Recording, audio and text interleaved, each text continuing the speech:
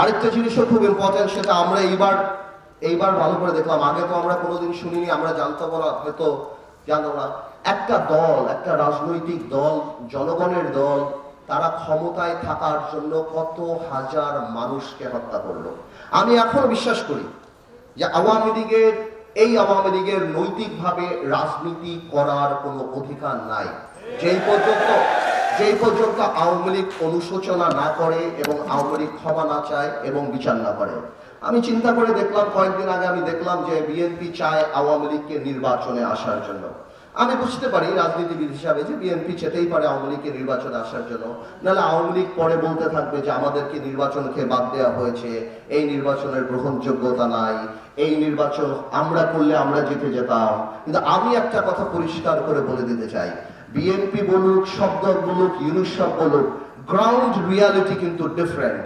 যেখানে আমার ভাইদের যেই ডিস্ট্রিক্টে, যেই গ্রামে 15 তারিখ 5 অগস্টে বা এই 17 বছরের রক্ত ঝরেছে, আমার ভাইদের লাশ গিয়েছে, ওইসব জায়গায় আওয়ামী লীগের ক্যান্ডিডেটেরা যা ভোট চাবার মুখ রাখে না, তাদেরকে কেউ ভোট যেতে দিবে না। গ্রাউন্ড রিয়ালিটি আলাদা। বিচার না হওয়া পর্যন্ত আওয়ামী লীগকে বাংলাদেশের মানুষরা ঘর থেকে বের হতে দিবে না রাজনীতি করার জন্য। যদি অনুশোচনা না থাকে, যদি তারা মানুষের কাছে ক্ষমা না চায়। কিন্তু ইদানিং কয়েকটা বক্তব্যে দেখলাম ক্ষমা তো দূরের কথা। আরেকটা কথা আমি জিজ্ঞেস করতে চাই আওয়ামী লীগের, মানে পলাইতো আওয়ামী লীগ, তো লোকাল আওয়ামী লীগদের জিজ্ঞেস করতে হবে, যারা পালায় আছে তাদেরকে জিজ্ঞেস করতে হবে। আমি জিজ্ঞেস করতে চাই, আপনারা ইউনুস সরকারকে গালি দিচ্ছেন, আপনারা বলছেন এই হত্যা ইউনুস সরকার করেছে, আপনারা বলছেন আমরা অবৈধ, এই সরকার অবৈধ, তাহলে আপনারা এই অবৈধ সরকারের অধীনে কিভাবে নির্বাচনে অংশগ্রহণ করবেন? তাহলে আপনাদের মেনে নিতে হবে। তো আমি মনে করি যে বিএনপি হয়তো ছাড় দিতে চায় আওয়ামী লীগকে নির্বাচনে আসুক, বা নৈতিকভাবে আমি মনে করি না আওয়ামী লীগের নির্বাচন করার কোনো সুযোগ আছে। এবং আওয়ামী লীগের মতো দলকে, যারা গণহত্যায় বিশ্বাস করে, যাদের কোনো রাজনৈতিক অস্তিত্ব নাই, যারা ক্ষমতায় যাওয়ার জন্য সবকিছু করতে রাজি, সেই ধরনের দলকে বাতিল নিষিদ্ধ করার জন্য আমি মনে করি সংবিধানের প্রভিশন থাকা উচিত। এটা আমার কথা না, জার্মানি কনস্টিটিউশন আর্টিকেল 21 এটা আছে, that if a political party loses its integrity, its character, বাংলাদেশে যদি যে রাজনৈতিক দলের ক্যারেক্টারিস্টিক হারিয়ে ফেলবে, যে রাজনৈতিক দল গণহত্যায় চলে যাবে, মানুষ হত্যায় চলে যাবে, এবং রাজনৈতিক দল যারা মানুষের কথা বলবে কিন্তু কথা না বলে যেখানে মানুষকে হত্যা করবে, আমি মনে করি এই ধরনের রাজনৈতিক দলকে নিষিদ্ধ করেন না পারবে, কিন্তু নিষিদ্ধ করার প্রভিশন সংবিধানে রাখতে হবে। না হলে এরা আবার করে সামনেও আবার এই ধরনের রাজনৈতিক দল সামনে চলে আসবে। আমি আরেকটা প্রস্তাব দিতে চাই, সেই প্রস্তাবটা হলো, আপনারা দেখেছেন বাংলাদেশের ইতিহাসে যেই পরিমাণ চুরি এই সরকার করেছে, বাংলাদেশের ইতিহাসে সেই পরিমাণ ডাকাতি, চুরি আমরা আগে কখনো দেখিনি।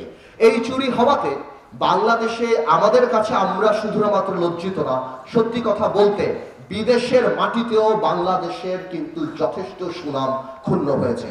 আল জাজিরাতে যখন দেখি যে জাভেদ সাহেবের মতো একজন মন্ত্রী, না সাহেব মানে জাভেদের মতো একজন মন্ত্রী, উনি 300 বাড়ি লন্ডনে করে, আবার 350 বাড়ি দুবাইতে করে, তখন আন্তর্জাতিকভাবে বাংলাদেশের ভাবমূর্তি নষ্ট হয়। তো আমি মনে করি অর্থনৈতিক রাষ্ট্রদ্রোহিতা আইন এই দেশে এখন পাশ করা উচিত। যাদের দুর্নীতি কর্মকাণ্ডের জন্য বিদেশের মাটিতে বাংলাদেশের সম্মান হেয় হয়, বাংলাদেশের মানুষ ছোট হয়, বিদেশিরা যেখানে বাংলাদেশে ইনভেস্টমেন্ট করার আগে দ্য স্কেল অফ করাপশন যখন দেখে বাংলাদেশের মাটিতে, এবং তারা যে কারণে বাংলাদেশে ইনভেস্ট করতে চায় না, আমি মনে করি এই ধরনের অপরাধীরা কোনো নর্মাল চোর না, এরা স্পেশাল চোর, এদের জন্য স্পেশাল আইন থাকা উচিত। এবং সেই স্পেশাল আইন হলো এদেরকে অর্থনৈতিক রাষ্ট্রদ্রোহী হিসাবে এদেরকে সেই রকম পানিশমেন্ট দেওয়া উচিত। শুধুমাত্র বিদেশের মাটিতে না, দেখেন কিছু চুরি আছে আপনি ভ্যাট চুরি করছেন, ট্যাক্স পুরিবে, কিন্তু কিছু চুরি আছে when you steal the heart of the people। যেমন আপনি ইলেকট্রিসিটি ক্ষেত্রে যখন চুরি করেন, আজকে আজিজ খান বাংলাদেশি টাকা নিয়ে যে সিঙ্গাপুরে বিলিয়নিয়ার হয়ে গেছে, আজকে এস আলম দাবি করছে উনি সিঙ্গাপুরি নাগরিক, তার মানে বাংলাদেশের 10 লক্ষ কোটি টাকা এতদিন চুরি করছো, ওই সময় তুমি বাংলাদেশি নাগরিক ছিলা, আজকে যখন আমরা কিছু করছি এখন তুমি সিঙ্গাপুরি নাগরিক হয়ে গেছেন। এরা রাষ্ট্রদ্রোহী, এদেরকে একাধিকবার ফাঁসি দেওয়া দরকার, কারণ এরা টাকাও চুরি করছে, এরা রাষ্ট্রের সিস্টেমও নষ্ট করছে। এই যে দরবেশ 30 লক্ষ মানুষকে শেয়ার মার্কেটে বাংলাদেশের মিডল ক্লাস ইকোনমি ধ্বংস করে দিয়েছিল। তো আমি মনে করি অর্থনৈতিক রাষ্ট্রদ্রোহিতা আইন অবশ্যই থাকা উচিত সংবিধানে, যাতে করে এরা বুঝে যে আগামীতে এদের রাষ্ট্রদ্রোহিতার জন্য এদের বিচার বাংলাদেশের মাটিতে হতে পারে।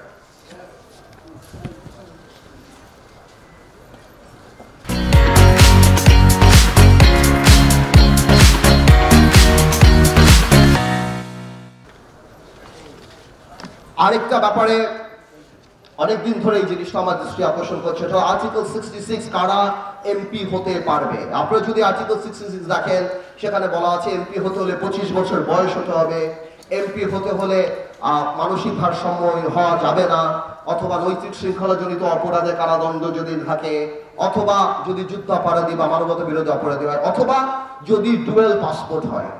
এই ব্যাপারে আমার একটা অবজেকশন আছে। আমি মনে করি আজকের দিনে এই সংবিধান যেদিন লেখা হয়েছিল তখন আমরা 25-30 বিলিয়ন ডলার আমি রেমিটেন্স আমার বাইরের যোদ্ধাদের কাছ থেকে পেতাম না, আমার প্রবাসী ভাইদের কাছ থেকে পেতাম না। আজকের সিচুয়েশন ইজ ডিফারেন্ট। প্রবাসী ভাইরা যদি 100 কোটি টাকা পাঠায় সেটা আমরা খেয়ে ফেলবো, আমরা নিয়ে দেবো, কিন্তু তারা ইলেকশন করতে চলে আমরা ইলেকশন করতে দিব না, এইটা কিন্তু ঠিক না তাদের জন্য, এটা কিন্তু অপরাধ। প্রবাসীদেরকে সম্মান করা মানে এয়ারপোর্টে লাউঞ্জ করা না, প্রবাসীদের সম্মান করা মানে তাদেরকে ভালোবাসা, যাতে করে আমরা ফিল করি ওই ভালোবাসার সাথে সম্মানটা আসবে। আমি 12 বছর আগে পার্লামেন্টে এই কথা বলেছি যে আজকে মানসিক ভারসাম্যহীন, নৈতিক শৃঙ্খলা জড়িত অপরাধ বা যারা মানবতা বিরোধী অপরাধের সাথে জড়িত তাদের নামের সাথে আপনারা প্রবাসীর নাম কিভাবে রাখতে পারেন? এই প্রবাসী, এটা তো তাদের জন্য ইনসাল্ট। ঠিক আছে, আপনি সেটা নিয়ম করে দেন। আমরা জানি সবাই খালি টাকা চুরি করার জন্যই ডুয়েল পাসপোর্ট নেয় না, বিদেশে পালানোর জন্যই নেয় না। অনেক মানুষই বিদেশে থাকে, সেখানে বিদেশে ভালো করে ব্যবসা বাণিজ্য করার জন্য তারা ডুয়েল পাসপোর্ট নেয়। ডুয়েল পাসপোর্ট থাকার কারণে তাদের সেই ব্যবসা বাণিজ্য ভালোভাবে তারা করতে পারে, তারা ট্যাক্সের মধ্যে আসতে পারে, এরকম অনেক এক্সপার্টিজ আছে। যদি দরকার হয় তাহলে দরকার পড়লে ওই নিয়ম করে দেন যে একটা সার্টেন অ্যামাউন্ট অফ রেমিটেন্স যদি তারা পাঠায় তাহলে তারা কোয়ালিফাই করে যে তারা নির্বাচন করতে পারবে। কিন্তু ডুয়েল পাসপোর্ট থাকলেই যে আপনি তাকে নির্বাচন করতে দিবেন না, নির্বাচন সিস্টেম থেকে বাইরে ফেলে দিবেন, আমি মনে করি এটা প্রবাসীদের জন্য অত্যন্ত অপমানজনক। প্রবাসীরা যদি ভোট দিতে পারে তাহলে তারা নির্বাচন করতে পারবে না কেন? আমি অবশ্যই চাচ্ছি যে আমি আজকে যে প্রস্তাব দেব এর মধ্যে 3টা প্রস্তাবও যদি আপনি রাখেন, এই প্রস্তাবটা আপনাদের রাখতে হবে, কারণ এই প্রবাসীরাই কিন্তু বাংলাদেশের হৃদয়ের স্পন্দনের কাজ করে এখন। ওকে, এইটা মাথায় রাখতে হবে। আরেকটা ব্যাপার আসতেছে, আমাদের পার্লামেন্টে আমরা জানি নারীদের একটা কোটার ব্যবস্থা আছে। আমি মনে করি এই প্রবাসীর বাইরেও আরেকটা সেকশন আছে, সেটা হলো আমাদের গার্মেন্টসের শ্রমিক ভাইয়েরা। এই গার্মেন্টসের শ্রমিক ভাইদের কোনো স্পেশাল প্রোটেকশনের জন্য আমাদের কিছু নাই। আমি মনে করি প্রবাসী কোটা এবং গার্মেন্টসের শ্রমিক কোটায় সংসদ সদস্য পার্লামেন্টে থাকা উচিত। তাদের সংখ্যা কি হয় সেটা বড় ব্যাপার না, 3 জন হতে পারে, 5 জন হতে পারে, কিন্তু এত বড় এই গার্মেন্টস দিয়ে আপনি মাসে 25 বিলিয়ন 30 বিলিয়ন আপনি অর্থ কামাই করছেন, আপনি প্রবাসীদের কাছ থেকে টাকা কামাই করছেন। গার্মেন্টস এর মালিকরা তো লেকশোর ওয়েস্টিন হোটেলে কনফারেন্সে সরকারকে তাদের অধিকারের কথা বলে। আমার শ্রমিক ভাইদের তো রাজপথ ছাড়া কোনো উপায় নাই, তারা তো রেডিসনও যেতে পারে না, লেকশোরে যেতে পারে না, তাদেরকে আপনি রাস্তায় নামান, আর রাস্তায় নামার পর পুলিশ তাদেরকে পেটায়। তো আমার কথা হলো তাদের অধিকারের কথা বলার জন্য পার্লামেন্টে যদি 3টা মানুষ থাকে, 2টা মানুষ থাকে বা তাদের অধিকার নিয়ে কথা বলে প্রবাসী এবং শ্রমিকদের নিয়ে, আমি মনে করি যত জনসম্পৃক্ত করা যায়। ভাই, আমাদের উপলব্ধি করতে হবে গত 50 বছরে আমরা রাজনীতিবিদরা মানুষ থেকে দূরে সরে গিয়েছি। রাজনীতির কথা শুনলে মানুষ দূরে সরে যেত। আমাদের এখন সবভাবে আমাদের কাজে কর্মে ওই ইচ্ছা ওই প্রয়াস থাকতে হবে যত সম্পৃক্ত সাধারণ মানুষকে, সাধারণ মানুষের অধিকার রক্ষার প্রক্রিয়াকে আমাদের সাথে, সংসদের সাথে সম্পৃক্ত করা যায়। তাহলেই মানুষ মনে করবে যে আমরা তাদের কথা বলি। এই যে আমরা মহিলা এমপিতে কোটা দিয়ে রাখলাম, যেখানে মমতাজ যারা যারা ছিলেন ওনারা এমপি ছিলেন, এই মহিলা কোটা দিয়ে তার মানে কি নারী হলেই আপনি এমপি হতে পারবেন? This can be a qualification. এর চেয়ে যদি আপনি এটা করতেন যে ঠিক আছে মহিলা কোটা আসবে কিন্তু শ্রেণীভিত্তিক আসবে, মহিলা কোটা আসবে কিন্তু ক্লাস রিপ্রেজেন্টেশন হবে। আজকে একজন ডাক্তার মহিলা আসবে বাংলাদেশের সকল নারী ডাক্তারের অধিকার নিয়ে কথা বলার জন্য। আজ একজন নারী শিল্পী আসবে বাংলাদেশের সকল নারী শিল্পীদের একজন নারী সাংবাদিক আসবে বাংলাদেশের সকল নারী সাংবাদিকের অধিকার নিয়ে কথা বলার জন্য, একজন নারী গার্মেন্টস কর্মী আসবে, একজন নারী ব্যবসায়ী আসবে, একজন নারী ইঞ্জিনিয়ার আসবে। তাহলে আপনি কি করলেন? আপনি জামাইকে নমিনেশন দিতে পারছেন না, বউরে নমিনেশন দিয়ে দিলেন। আপনি একে নমিনেশন, কে কবে আপনাকে পান খাইয়েছে, কে কবে আপনার গাড়ির দরজা খুলে দিয়েছে, কে কবে মিছিলে আপনার জন্য গাড়িতে বলে, this can be a qualification to become a member of parliament. এই কারণে কি নারী কোটা দেওয়া হয়েছে?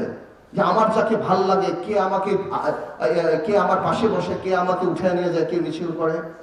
তো আমি মনে করি 30 জন নারী যদি আমরা প্রপারলি ইউজ করি, এর মানে 30টা ইনস্টিটিউশনকে আমরা অ্যাকোমোডেট করছি বাংলাদেশ পার্লামেন্টে, যারা মানুষের অধিকারের কথা বলবে।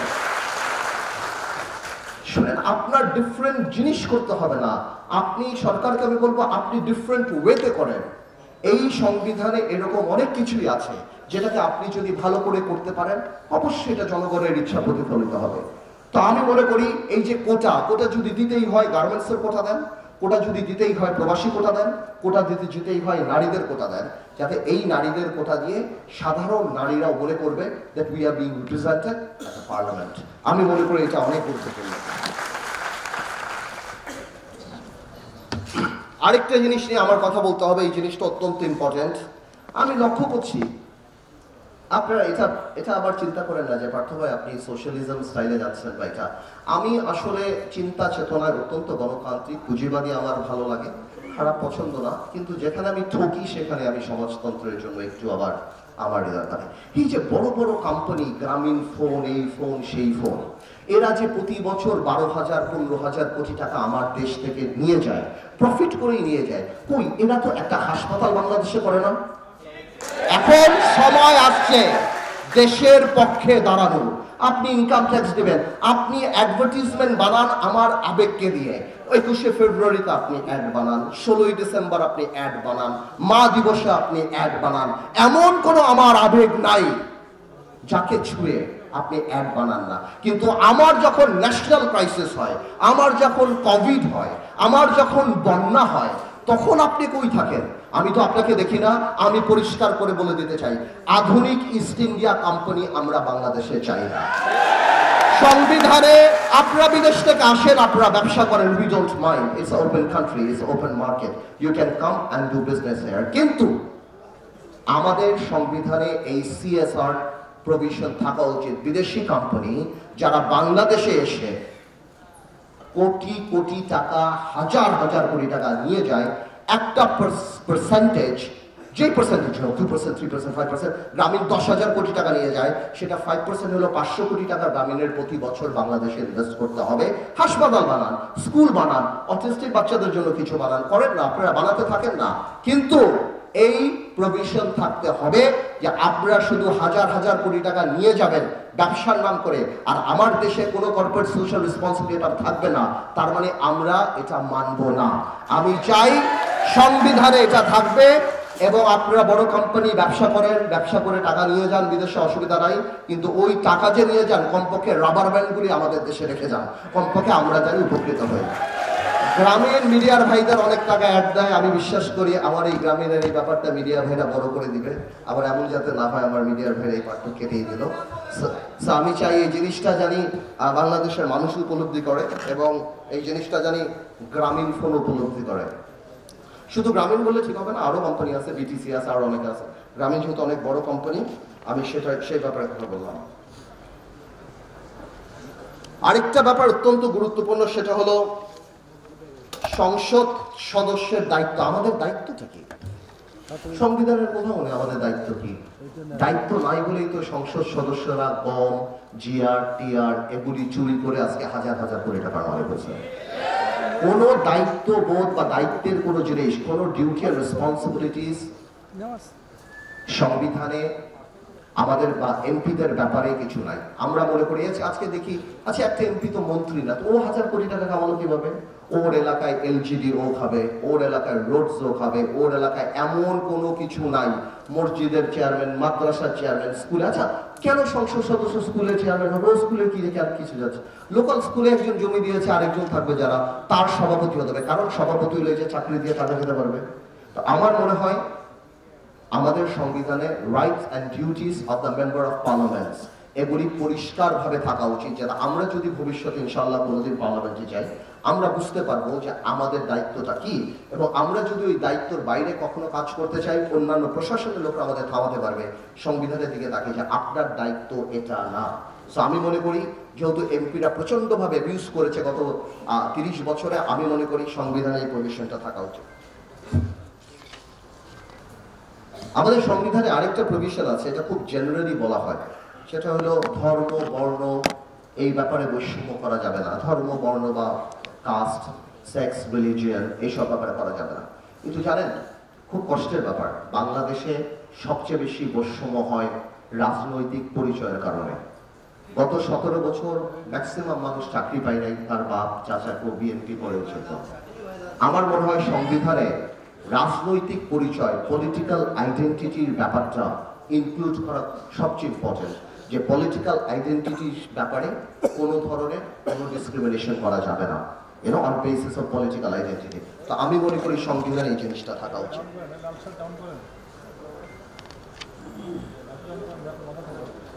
গুম খুনের ব্যাপারে আসলে কোন সংবিধানই পৃথিবীতে গুম আর খুনের ব্যাপারে সাপোর্ট করে না। আইন বানিয়ে তো আসলে হবে না, তারপর আইন থাকতে হবে। তবে আমি মনে করি আইনের চেয়ে বেশি থাকতে হবে এখানে মানসিকতা। আমরা চাই এই গুম খুনের ব্যাপারে অনেক বেশি প্রোটেকশন থাকুক, যাতে করে ভবিষ্যতে এই ধরনের মর্মান্তিক জিনিসগুলি বাংলাদেশের মাটিতে না হয়। আরেকটা ব্যাপার আছে, এটা অনেক ইম্পর্টেন্ট, সেটা হলো আজকের দিনে পরিবেশের ব্যাপারটা। আমাদের 18 ক জীববৈচিত্র্য, প্রাকৃতিক সম্পদ, পরিবেশ রক্ষা, রাষ্ট্রের নিয়ন্ত্রণ, এইসব ব্যাপারে কথা বলে, আর আমাদের প্রস্তাবনা হলো এই জিনিসটাকে আরো অনেক ইম্পর্টেন্স দেওয়া। সবুজ ও দূষণমুক্ত পরিবেশ তৈরির জন্য কমিশন গঠন করা, টেকসই উন্নয়ন, নবায়ন, সবচেয়ে বড় কথা হলো মানুষকে এডুকেটেড করা। স্কুল, কলেজ, মসজিদ, মাদ্রাসা সব জায়গায় বোঝানো যে পরিবেশ আমাদের জন্য কত ইম্পর্টেন্ট, যে পরিবেশ না থাকলে কিন্তু বাংলাদেশের মাটি থেকে আরম্ভ করে বাংলাদেশের আকাশ পুরোটাই কিন্তু আমাদের। এই পরিবেশ যদি আমরা রক্ষা না করি আলটিমেটলি কিন্তু সামনে আমাদের ভবিষ্যৎ তো থাকবেই না, দেশ ধ্বংস হয়ে যাবে। এখন কিছু রাজনৈতিক কথা বলে, এই কথাগুলি বলা খুব ইম্পর্টেন্ট। আরো কিছু প্রস্তাব যেটা অন্যান্য রাজনৈতিক দলরা দিচ্ছে, এর মধ্যে সবচেয়ে বড় ব্যাপারটা হলো প্রপোর্শনাল রিপ্রেজেন্টেশন, সমানুপাতিক পারে, যার মানে যেভাবে ভোট মানে উইনার টেক্স অল এরকম যাতে না হয়, সমানুপাতিক যেই নিয়ম এখন করার জন্য অনেকে চেষ্টা করছে। নৈতিকভাবে আমি এটার পক্ষে না, এই জন্য এটার পক্ষে না, আবার আমার মনে হয় বাংলাদেশ এটার জন্য এখনো প্রিপেয়ার না। আর এটা এত বড় একটা ব্যাপার, সেটা এই সরকার না, বরং আগামীতে যারা রাজনৈতিক সরকার আসবে সেই ধরনের সরকারের উচিত হবে এই ব্যাপারে কাজ করা, বসা, বোঝা, এবং সেই সরকার যদি মনে করে তাহলে আমি মনে করি সেটা ঠিক আছে। তবে এই সরকার I think is too weak এত বড় একটা সিদ্ধান্ত নেওয়ার জন্য। দ্বিতীয়, প্রধানমন্ত্রী এবং রাষ্ট্রপতির ক্ষমতার ভারসাম্য, জুডিশিয়াল কমিশন, জাজদের অ্যাপয়েন্টমেন্ট, এই ব্যাপারগুলি নিয়ে আমরা সবসময় কথা বলি। আমি মনে করি এই ব্যাপারগুলিও, অম্বাডসম্যান ক্রিয়েশন, সবকিছু, আমি মনে করি এই ব্যাপারগুলিও আগামীতে যারা সরকারে আসবে বা আগামীতে যারা রাষ্ট্র পরিচালনার দায়িত্বে থাকবে তারা বসে করা উচিত, বিকজ এগুলি নালে অনেক প্রশ্ন থেকে যাবে, এগুলি সাধারণ কোনো কিছু না। আরেকটা ব্যাপার আসে দ্বিকক্ষ বিশিষ্ট পার্লামেন্ট। আমি মনে করি দ্বিকক্ষ বিশিষ্ট পার্লামেন্ট বাংলাদেশে অত্যন্ত ইম্পর্টেন্ট। এটার ব্যাপারে আমি নৈতিকভাবে মনে করি আজকে যারা হার্ট অফ দ্য পিপল, যারা, সেটা হলো উপজেলা চেয়ারম্যান, ইউনিয়ন পরিষদের চেয়ারম্যান, পৌরসভা। আজকে বাংলাদেশে 450 উপজেলা চেয়ারম্যান, 111টা পৌরসভা আছে। এনাদের বসার কোনো জায়গা নাই। এরকম একটা কক্ষ যদি হয় যেখানে তারা বসতে পারবে এবং বাজেট নিয়ে তারা কথা বলতে পারবে, অথবা এদেরকে নিলে বাদ দিলাম, সমাজের অনেক গ্রহণযোগ্য মানুষ আছে যারা সমাজে এই রাজনীতির ধাক্কা ধাক্কি বা এই নোংরামি পার হয়ে তারা রাজনীতিবিদ হতে পারে না, তাদের এক্সপার্টিস থেকে, তাদের কন্ট্রিবিউশন থেকে কিন্তু আমরা দূরে সরে যাচ্ছি, আমরা কিন্তু পাচ্ছি না। আমরা মনে করি এই ধরনের মানুষদেরকে অ্যাকোমোডেট করার জন্য দ্বিকক্ষ বিশিষ্ট পার্লামেন্ট কিন্তু অত্যন্ত প্রয়োজন বাংলাদেশে। আমি বারবার বলি সব ধরনের মানুষকে নিয়ে আমাদের প্রথম থেকেই কথা ছিল একটা আসুন সবাই মিলে দেশ করি। আমরা সবাইকে নিয়েই, এবং মেধাকে, যার কারণে এই আন্দোলন, মেধাকে আপনার ইম্পর্টেন্স দিতে হবে। কয়েকদিন আগে বলেছিলাম যে আপনার সুযোগ করে দিতে হবে সবাইকে বিখ্যাত হওয়ার, সবাই বিশ্বস্ত হবে আর আপা আপা করবে, আর আগামীতে এরকম আরেকটা সরকার আসবে, তাহলে এই সরকারের অবস্থা তাই হবে। আমরা কিন্তু এই সিস্টেমকে করাপ্ট করে ফেলি। সো আমি মনে করি যে আগামীতে দ্বিকক্ষ বিশিষ্ট পার্লামেন্ট, যেটা বিএনপি বেশ অনেক আগেই, ভেরি ইন্টেলিজেন্টলি বিএনপি বেশ অনেক আগেই আপনার ইন্ট্রোডিউস করেছে, কিন্তু ভেঙে বলে নাই যে তারা দ্বিকক্ষ বিশিষ্ট পার্লামেন্টে কি